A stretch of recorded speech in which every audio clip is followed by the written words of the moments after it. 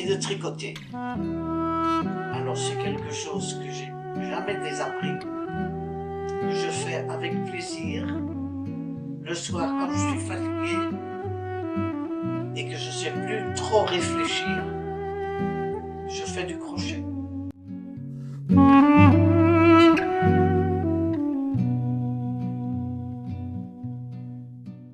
Mon nom est Régine Schlusny, j'ai été mariée à Georges Surovolski. Je suis née à Anvers le 25 septembre 1939. Je suis présidente du Forum des organisations juives qui parlent flamand et je suis aussi vice-présidente des Enfants cachés. Mes deux parents sont venus de Pologne. Papa était malade. À Varsovie, il n'avait aucune idée de ce qu'il avait. Comme il avait un oncle ici qui avait rencontré le professeur Van Runkelen, il est venu ici pour se faire soigner. Il avait le cancer de la peau. Il a été soigné pendant 2 ans avec des épingles qu'on mettait dans du radium et qu'on brûlait la peau. Ce qui lui est resté, c'est une peau très fine du côté où il a été malade. Mais il a été guéri après 2 ans. Il est retourné pour se marier à Varsovie. Et quand il est revenu, maman n'avait pas le droit de venir avec lui, car il devait pouvoir d'abord prouver qu'il gagnait assez pour l'entretenir. Et ça a duré 1 an avant que maman, après leur mariage, a pu venir à Anvers pour soigner papa. C'était l'excuse qu'ils avaient employée, pas comme Madame Schlusny, mais pour soigner papa. Elle a eu d'abord un garçon. En 1932, mon grand frère est né. Le deuxième frère est né en 1937 et moi donc en 1939. On habitait à Anvers, papa travaillait sur les marchés. Il allait chaque jour avec une valise, un paquet sur le dos dans un des villages autour d'Anvers. Et il fallait qu'il se prête une table pour mettre ses marchandises dessus. Quand le marché était fini, il retournait avec la table, il mangeait ses sandwichs, il buvait un thé ou quelque chose de froid. Et c'est comme ça que c'est dans ces cafés qu'on connaissait bien Jacques, avec le visage brûlé. C'était l'excuse qu'il disait, qu'il s'était brûlé le visage car il avait voulu repasser son pantalon, il avait tenu le faire trop près de son visage. Ça leur a aidé le jour où les Allemands sont venus en Belgique, qui sont partis pour se cacher. C'est dans ces cafés-là que mes parents ont trouvé une cache.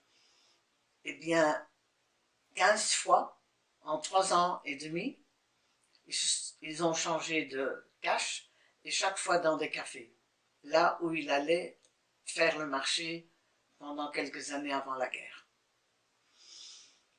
Tout d'abord, quand les Allemands sont venus en Belgique, mes parents ont essayé d'aller en Angleterre.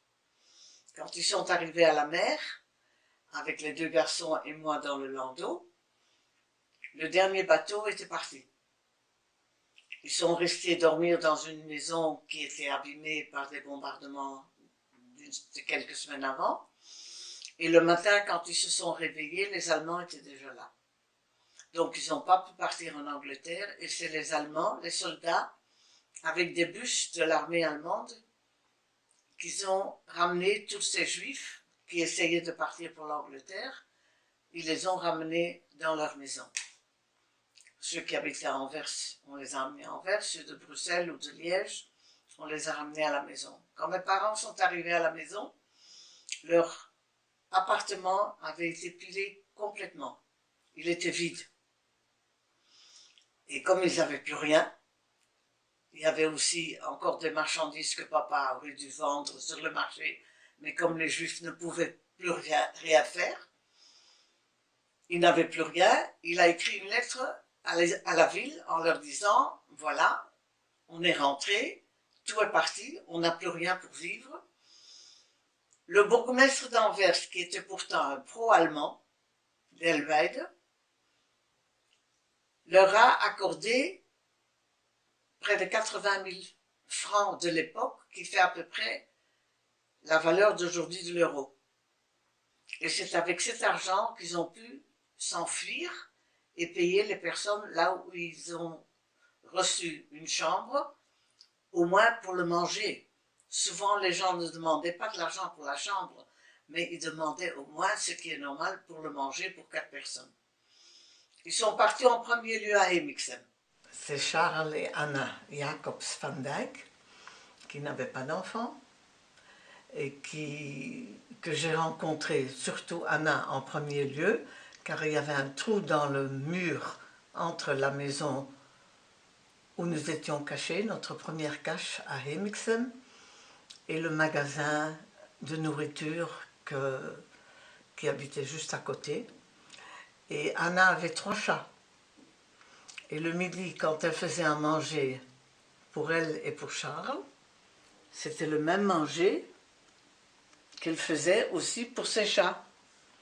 Et comme moi je n'avais que 2 ans et demi, j'étais blonde, j'étais la seule qui pouvait descendre de notre cage pour aller jouer dans la cour.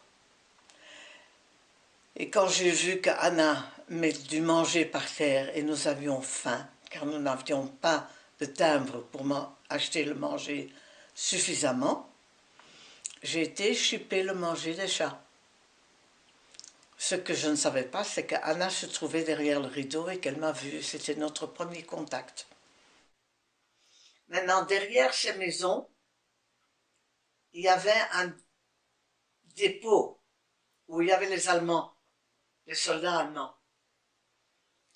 Et nous croyions qu'on était en sécurité. Or, il s'est avéré que quelqu'un de la rue, on n'a jamais su qui, a su qu'il y avait des Juifs qui se cachaient chez Pauline. Et il nous a dénoncés. Il est allé au dépôt, nous dénoncer, et l'officier est allé chez le bourgmestre. C'est le bourgmestre qui devait venir nous chercher.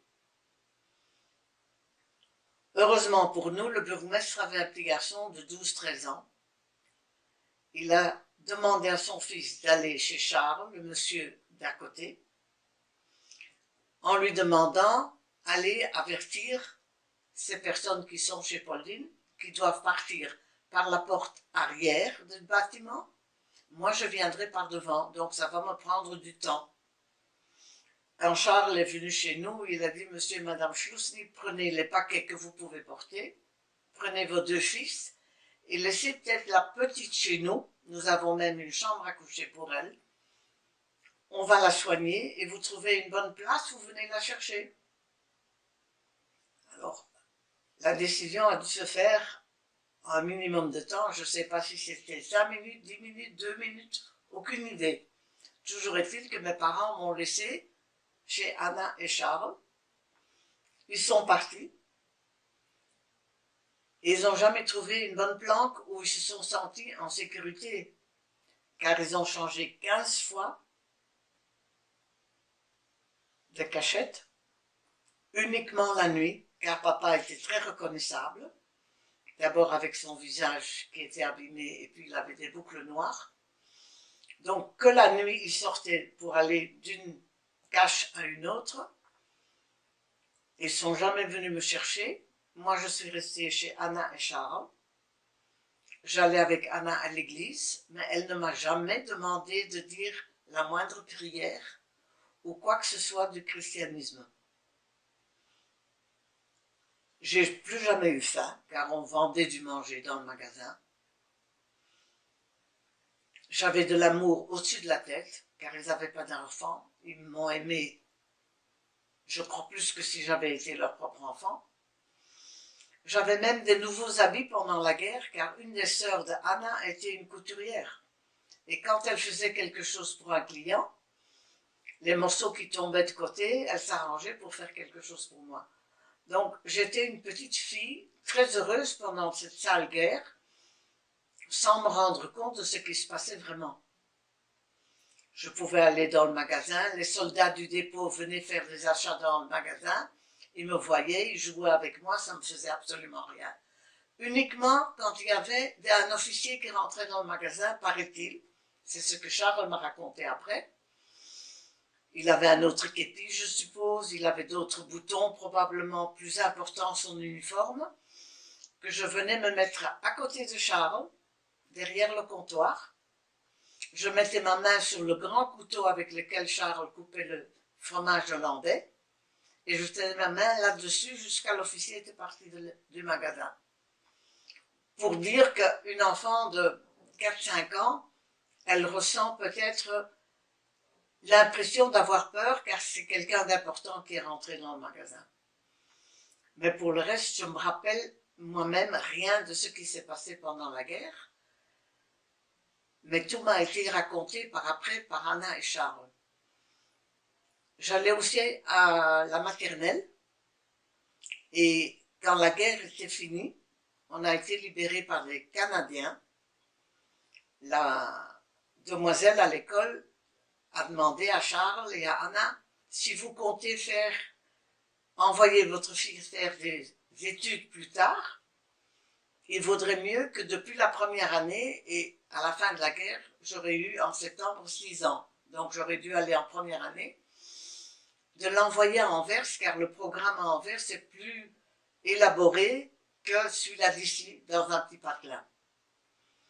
Alors Charles et Anna ont décidé d'écrire un petit mot à mes parents pour leur dire de venir me chercher.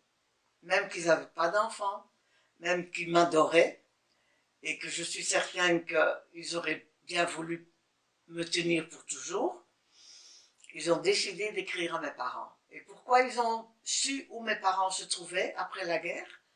Car Charles, pendant les 3 ans et demi que j'ai été chez lui, il prenait régulièrement une boîte, mettait du manger dedans, le mettait sur le vélo, aux dépens de la peur et du risque d'être pris, car il ne pouvait pas être dans la rue après 10 heures du soir.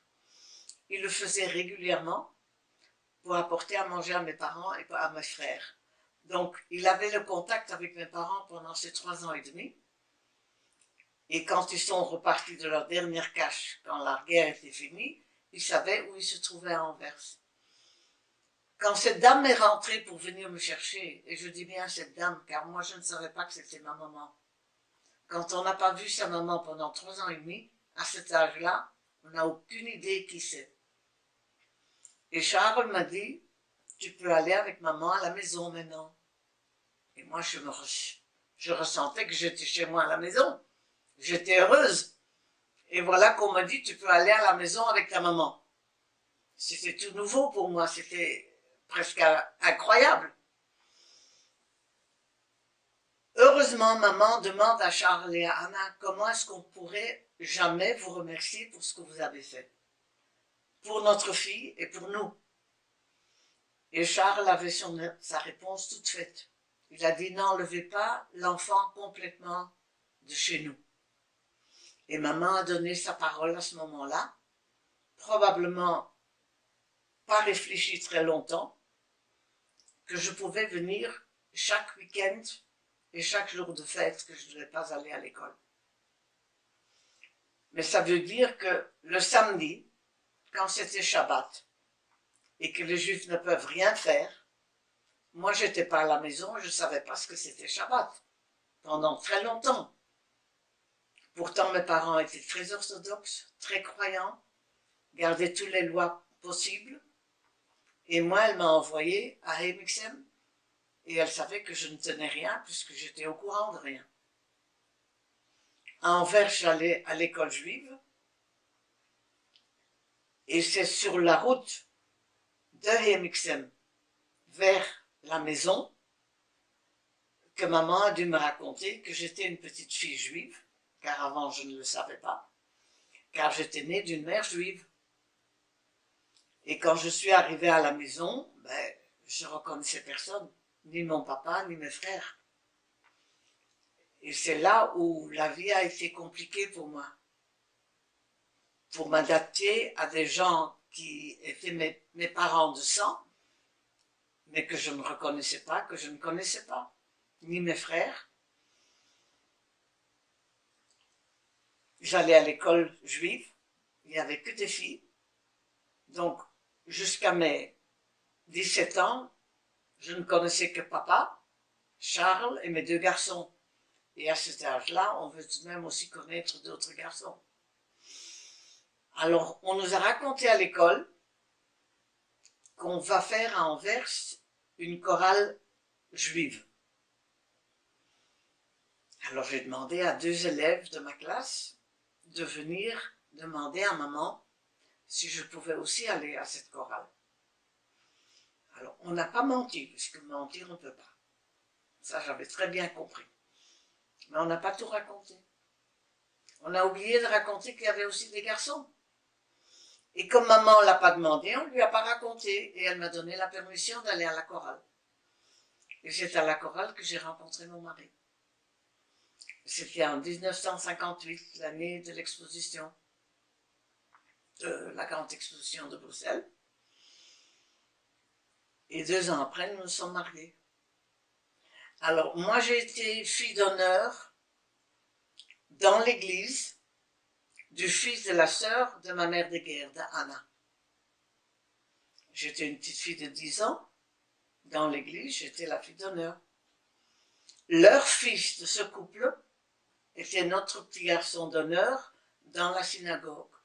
C'est bien pour vous montrer que ça n'a aucune importance. Si on est né juif ou on est né catholique ou une autre croyance, c'est la personne qui compte. C'est le cœur qui parle, si c'est une bonne personne ou si c'est quelqu'un de méchant. Chez moi, il n'y a que 2 genres de personnes.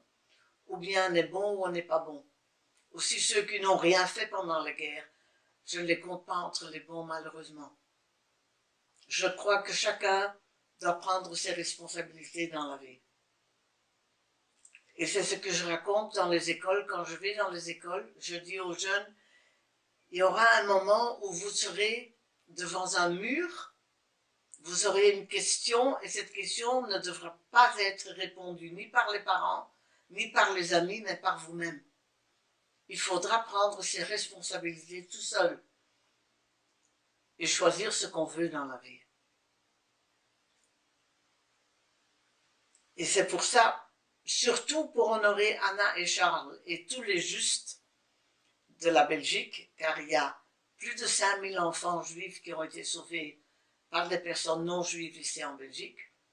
50% des juifs qui habitaient avant la guerre ont été sauvés en Belgique.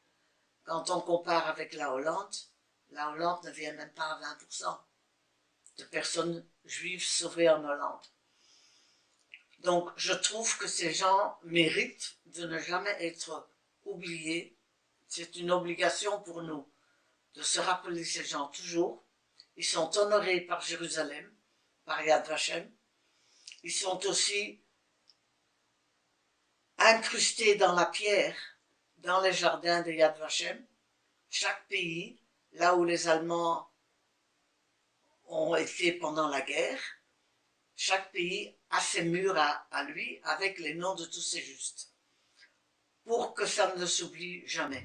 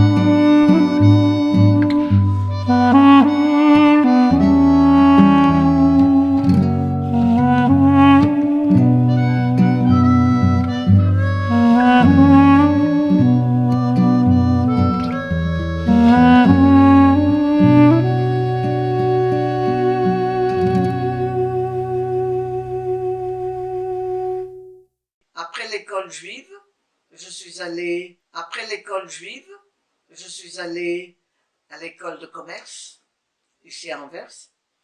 3 années de commerce et 3 années de commerce supérieur dans une autre école, aussi toujours à Anvers.